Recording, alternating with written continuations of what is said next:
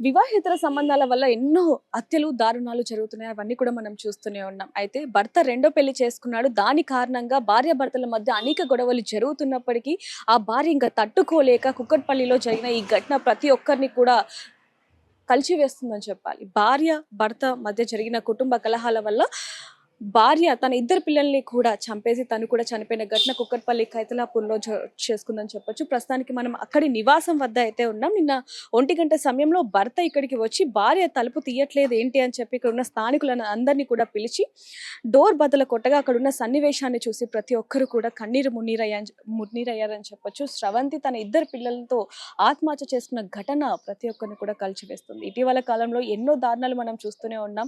పిల్లల్ని చంపేసి తల్లి లేదా తండ్రి ఇద్దరు కూడా చనిపోవటం, ఇంట్లో ఆర్థిక సమస్యల వల్ల లేకపోతే వివాహేతర సంబంధాల వల్ల జరుగుతున్న ఈ ఘటనలు ఎక్కువైపోతున్నాయని చెప్పొచ్చు. అసలు స్రవంతి ఎందుకు చనిపోయింది? తను ఎంతో ధైర్యవంతురాలు అంటూ కూడా ఇక్కడ ఉన్న స్థానికులు కూడా చెప్తూనే ఉన్నారు. తనకి వివాహమై ఎన్నో సంవత్సరాలు అవుతున్నప్పటికీ ఈ ఇంట్లో దాదాపుగా 10 ఏళ్లగా ఉంటుంది. ఇక్కడ ఉన్న స్థానికులు కూడా తనకి ఎంతో ధైర్యం చెప్తూ ఉంటారు. కుటుంబ సభ్యులు ఇక్కడ ఉండకపోయినప్పటికీ తన ఎదురింట్లోనే తన అన్నయ్య ఉంటూ ఉంటాడు. తన బ్రదర్ ఎంతగానో సపోర్ట్ చేస్తూ ఉంటాడు. అయితే 2 రోజుల క్రితం తను ఊరు వెళ్ళేసి వచ్చింది. మళ్ళీ ఊర్లో ఏం జరిగింది ఏంటనే విషయాలు కూడా ఊర్లో వాళ్ళు ఇంకా చెప్పాల్సిన పరిస్థితి ఉందని చెప్పొచ్చు. మరి ఎందుకు తను ఇలాంటి పరిస్థితి నెలకొనింది? అసలు ఎందుకు చనిపోయింది అనే విషయాలు కూడా ఇక్కడ ఉన్న కొంతమంది స్థానికులను అడిగి తెలుసుకునే ప్రయత్నం చేద్దాం. అట్లా ఇంగ పెరిగిపోయి ఇంకా మొన్న ఊరెళ్ళినుంటి మొన్ననే వచ్చింది. మొన్నొచ్చింది నిన్న ఇట్లా అయింది. శ్రవంతి మొదటి భార్యనా? రెండో భార్య? ఫస్ట్ భార్య ఈమె. ఫస్ట్ భార్య. హ్మ్. అసలు ఎందుకని రెండో పెళ్లి చేసుకోవాల్సి వచ్చింది తన భర్త? అది. హుహు. ఆమె వాళ్ళ చెల్లెలంట, బాబాయ్ వాళ్ళ కూతురంట ఆమె. అట్లా శ్రవంతి వాళ్ళ బాబాయ్ కూతురు. హ్మ్. అంతవరకే తెలుసండి మాకు. అంటే ఇక్కడికి వచ్చినప్పటి నుంచి భర్తతో తరచూ గొడవలు అవుతూ ఉండేవి. పిల్లల మీద అంటే కూడా ఆ మ్యారేజ్ కోపాన్ని అయిన చూపిచ్చేది. తర్వాతనే గొడవలు అవుతున్నాయి. అంతకుముందుకు ఎప్పుడైందమ్మా సెకండ్ మ్యారేజ్ అయితే? 1 ఇయర్ అవుతుంది. 1 ఇయర్ అవుతుంది. హ్మ్. ఎందుకు చేసుకోవాల్సిన అవసరం అసలు ఎందుకు ఇంక వచ్చింది? అంతా డీటెయిల్ తెలవదండి ఏం మాకు. చెప్పేది మీకు శ్రవంతి అసలు? ఇట్లా పెళ్లి చేసుకుంటా అంటున్నాడు. అందుకే మాకు ఒక గొడవ అవుతుంది అని చెప్పేది. అట్లా. ఇంకేమైనా చెప్పుకునేదా ఈ విషయంలో? నేను ఇంటికాడ ఉండేదాన్ని కాదు. నేను పనికెళ్ళిపోతా. అంటే మేము విన్న దాని ప్రకారం శ్రవంతి చాలా స్ట్రాంగ్ పర్సన్, దేనికి భయపడేది కాదు. అలాంటిది ఈ రోజు ఇంత అదే దారుణమైన మేమే పరిస్థితి, ఫస్ట్ ఇద్దరు పిల్లల్ని అనుకున్నాము. ఇట్లా చంపేసి మరి ఉండేది ఇట్లా అయిపోయింది ఏంది అని. హ్మ్. అట్లని. అంటే ఎప్పుడు తెలిసిందమ్మా మీకు ఈ విషయం? నిన్న మధ్యాహ్నం తర్వాత మధ్యాహ్నం తర్వాత. అయితే వాళ్ళ ఆయన వచ్చి డోర్లు కిటికీలు పిలుస్తున్నాడు, స్రవంతి స్రవంతి అని. అయితే ఆమె పలకట్లేదు. ఏంది అన్న ఎంతసేపు పిలబట్టి ఇంకా పలకట్లేదు ఏందని ఇంకా మేము వచ్చి ఈడ పిలిచినాం, పలకలేదు. ఆ కిటికీలు ఓపెన్ చేయడానికి పోతే రాలేదు. ఇంకా అన్న డోర్ కొడుతూనే ఉన్నాడు ఆయన కానీ రాలేదు. అయితే అక్కడ నుంచి ఒక అబ్బాయి వచ్చిండు.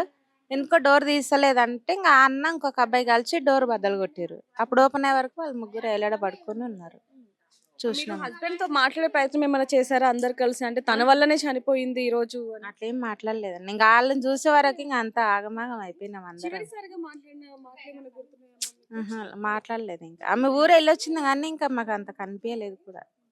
అన్న మీకెట్లా తెలుసు శ్రవంతి ఎప్పటి నుంచి పరిచయం? వాళ్ళ హస్బెండ్ కూడా పరిచయమా మీకు? మేము లాక్‌డౌన్ తర్వాత నుంచి ఊరు నుంచి మేము ఇక్కడ వచ్చినాము. లాక్‌డౌన్ తర్వాత ఇక్కడ వచ్చినాము. అప్పటి నుంచి పరిచయము. మంచిగా మా పిల్లలు అందరూ ఆట ఆడుకొని మంచిగా కలిసిమెలిసి ఉండేటోళ్ళు.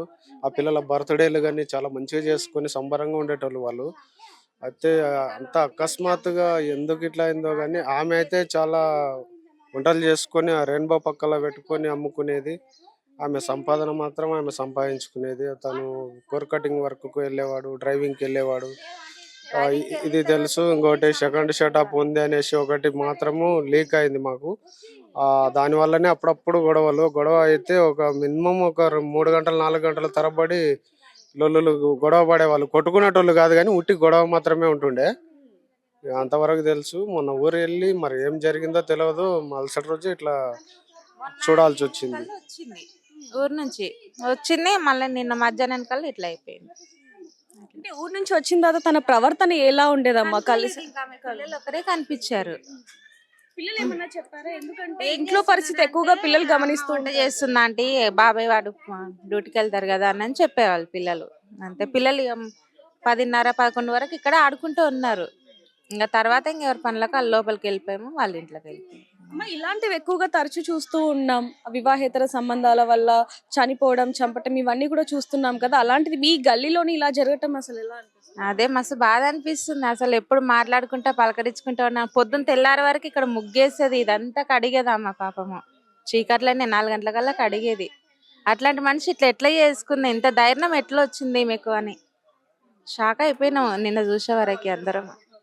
సో ఇక్కడ మనకి క్లియర్ గా ఒకటైతే కనిపిస్తుందని చెప్పొచ్చు. కేవలం భర్త ఇంకొక మహిళని పెళ్లి చేసుకోవటం, అందులో తనకి బాగా పరిచయం ఉన్న తన మర్దల్ని చేసుకోవటం అనేది తను ఇంకా జీర్ణించుకోలేకపోయింది. దాని కారణంగానే తను సంవత్సరం నుంచి కూడా భర్తతో ఎన్నో గొడవలు జరుగుతున్నాయి. ఊరు నుంచి వెళ్ళి వచ్చిన తర్వాతనే ఇంకా తను ఈ నిర్ణయం తీసుకుంది అనేది కూడా చుట్టుపక్కల వాళ్ళు చెప్తూ ఉన్నారు. ఇంకొంతమంది స్థానికులు కూడా ఇక్కడ మనతో ఉన్నారు, వాళ్ళతో కూడా మాట్లాడదాం. అమ్మ, ఎప్పటి నుంచి పరిచయం మీకు శ్రావణి?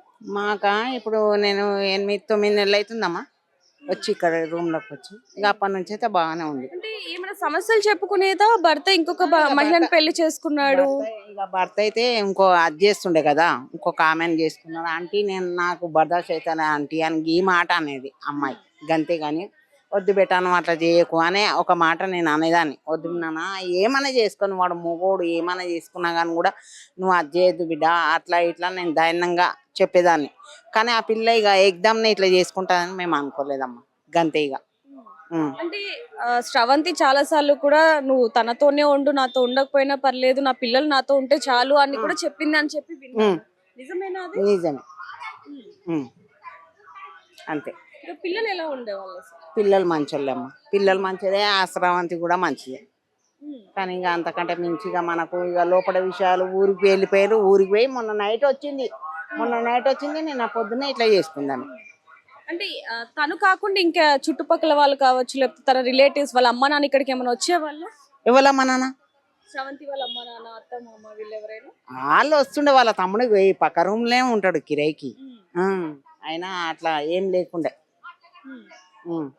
ఆర్థిక సమస్యలు ఏమన్నా ఉన్నాయమ్మా? ఏం లేవు. ఎప్పుడు తెలిసింది మీకు ఈ విషయం? నిన్న మధ్యాహ్నం భర్త ఇట్లా డోర్ కొట్టేటప్పుడు ఈ ఆంటీ మేము కిటికీ ఇట్లా కొట్టినాం శ్రవంతి అంటే ఇంటలేదు. మళ్ళీ గేట్ తీసుకొని పోయి లోపలికి పోయి ఏమైందిరా అని అంటే ఆ ఆంటీ తలుపు తీస్తలేదు అని అంటే ఇక గుద్దినాం బాగా. ఇక తర్వాతనే ఇక అట్లా చూసినాం మేము. భర్త మీద ఏమైనా అనుమానం వచ్చిందా మీకు బాగా అప్పుడు? ఆహా, అంత లేదు. లోపలికెళ్ళి కట్క పెట్టుకుంది కదా. పిల్లలతో తను ఎలా ఉండేదమ్మా? ముఖ్యంగా తండ్రి శ్రవంతి భర్త ఈ పిల్లలతో ఎలా ఉండేవాడు అసలు? మంచోడే.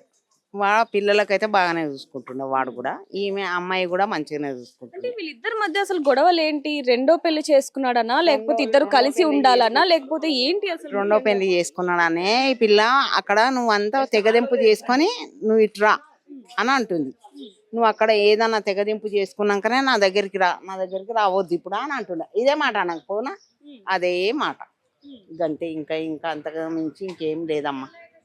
సో ఇక్కడ శ్రవంతి మరణానికి మాత్రం భర్తనే కారణం అనేది కూడా క్లియర్ గా తెలుస్తుందని చెప్పొచ్చు. అమ్మ, మీరు శ్రవంతి బాగా పరిచయం మీకు? ఒకతోనే ఉండే వాళ్ళము. ఆ పిల్ల పని ఏందో ఆ పిల్ల చేసుకుంటుండే, ఆ పిల్ల డ్యూటీ ఏందో ఆ పిల్ల పోతుండే వస్తుండే. ఏ పనన్నా వీళ్ళు ఉంటేనే మాట్లాడుతుండే, లేకపోతే ఆమె పని ఇంకా అంతే. పిల్లలు తన తమ్ముడు కూడా ఎదురింట్లోనే ఉంటూ ఉంటాడు. ఇవన్నీ విషయాలు చెప్పినప్పుడు మరి తమ్ముడు తనకి సపోర్ట్ చేయడం ఇలాంటి కదా. అబ్బాయి ఇక్కడ లేడు కదా, ఊరికి వెళ్ళిపోయింది అబ్బాయి. ఇలా కంటే ముందే వెళ్ళిపోయి కూడా 10 రోజులు ఆయన అబ్బాయి వెళ్ళి. వాళ్ళ అక్క వెనకిల పోయింది. ఇంకా ఏం గొడవ పడారో ఏమో మనకు తెలియదు. వచ్చినాక తెల్లారి ఇట్లా చేసుకున్నారు. ఇంకా శ్రవంతి చనిపోయిన తర్వాత కూడా శ్రవంతి వాళ్ళ ఊర్లో వాళ్ళ బంధువులు కావచ్చు, కుటుంబ సభ్యులు కావచ్చు, అందరూ కూడా అక్కడ గొడవలు చేస్తున్నారు. ఇల్లును కూడా కాల్ చేయడం జరిగింది. ఇదంతా చూస్తున్నాం మనం. కానీ తను ముఖ్యంగా చనిపోవడానికి గల కారణం భర్తనేనా? నాకు తెలియదు. భర్త అయితే లేకుండే అమ్మా, భర్త అయితే లేడు. ఆయన వచ్చి డోర్ కొట్టంగానే మాకు తెలుసు. ఇంకా వాళ్ళ ఇంట్లో ఏం జరిగింది మాకు తెలియదు. అసలు నిన్న ఏం జరిగింది ఒకసారి? నిన్ననే జరిగిన కథనేమ్మా నేను అనేది. నిన్న 1 గంటకు 1:30 వచ్చిండు అబ్బాయి. వచ్చి డ్యూటీకి పోయి వచ్చిండు, అన్నం తిందామని వచ్చిండు. వస్తే డోర్ కొడుతుంటే తీయలేదు. నేనే ఛాన్స్ చెప్పిని ఏమైంది ప్రవీణ్ అట్లా కొడుతున్నావు అని అంటే లేస్తలేదమ్మా, పిలుస్తుంటే పలకలేదు, ఫోన్ చేస్తుంటే లేపుతలేదు అని అన్నాడు. అంటే ఉంది ఇంట్లో సమయంత అంటే ఇంట్లోనే ఉన్నారమ్మా నేను పోయినప్పుడు అని చెప్పిండు. సరేలే చూడు వాటర్ కొట్టు ఈ కిటికీల నుంచి అంటే మాకు ఆ కిటికీ గుస్తే రాలేదు. ఇంకా ఆయననే తిప్పలు పడి అటు ఇటు గుద్ది సల్లు చేసిండు. నిలబడుకొని ఉంది అమ్మ, మాట్లాడతలేదు, తీస్తలేదు అని చెప్పిండు. సరే అని ఏదైనా సరే తెస్తున్నా మళ్ళీ పలగొడదామా అని అన్నా. మేము ఈ మాట ఆడాలి. మళ్ళీ ఇక్కడ నిలబడి మాట్లాడుతుంటే ఒక అబ్బాయి ఇద్దరు వచ్చి తలుపున గట్టిగా నెట్టి తీసేదాలకు ముగ్గురు సున్నీలు అవి వేసుకొని పడిండ్రు. ఇంకా అందరు పోయి పట్టుకొని ఇడిపించారు, అవి తీసేసారు. స్రవంతి కొన ఊపిరితో లేదు లేదు, ముగ్గురు లేరు అమ్మ. ముగ్గురు చూసినాము, చూసి తట్టుకోలేకనే బయట కురుకొచ్చినాం మేము పిల్లలను చూసి. అంతే మేము చూసింది. పిల్లలు కూడా చాలా చిన్న చిన్న వయసు ఉన్న వాళ్ళే, అలాంటిది అట్లా చేసినందుకు బాధ అయ్యింది. పిల్లలు 10 గంటలకు ఆడారు అమ్మాయి, బాల్తో ఆడారు, ఆడిండ్రు. ఆమెకి ఎట్లా చేతులు వచ్చినామో ఇంకా వాళ్ళకేం జరిగిందో మనకు అది తెలియదమ్మా. ఇంకా చూసిన ఇష్టం ఇది, చెప్పే ఇష్టం ఇది. ఇంకా మాకు అంటే అమ్మ తన భర్త అనుమానం ఏమన్నా వచ్చినా తన భర్త మీద అన్ని బాగానే ఉంటుండ్రమ్మా. అనుమానాలు గిన్మానాలు ఏం మాకైతే కనిపించకుంటుండే.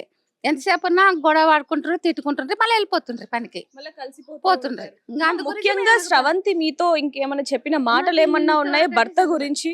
అప్పుడైతే అప్పుడు చాలా రోజుల కింద అయితే 2 సంవత్సరాల కింద అయితే ఎక్కడైనా ఒక్కొక్క ఎక్కడైనా రాకోకమ్మా, నీ డ్యూటీ మానుకొని పని చేసుకో, పిల్లల్ని చూసుకో అని చెప్పినాము.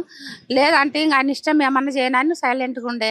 మళ్ళీ నిన్న మొన్ననే ఏం జరిగిందో తెలియదు మాకు. ఇంకా స్రవంతి అమ్మ నాన్న ఇక్కడికి వస్తూ ఉండేవాళ్ళు? అప్పుడు వచ్చేవాళ్ళు సొంతంగా వ్యాపారం చేస్తుండే కదా అమ్మాయి, ఆమెకు తోడుగా ఉండేవాళ్ళు. ఏం వ్యాపారం చేసేవాళ్ళు? గుడ్డు అమ్ముతుండే అన్నం తినడానికి మందికి. వాళ్ళ అమ్మాయి చేస్తుండే. ఇంకా ఆయననేమో ఇంకా చేసి పెడుతుండే.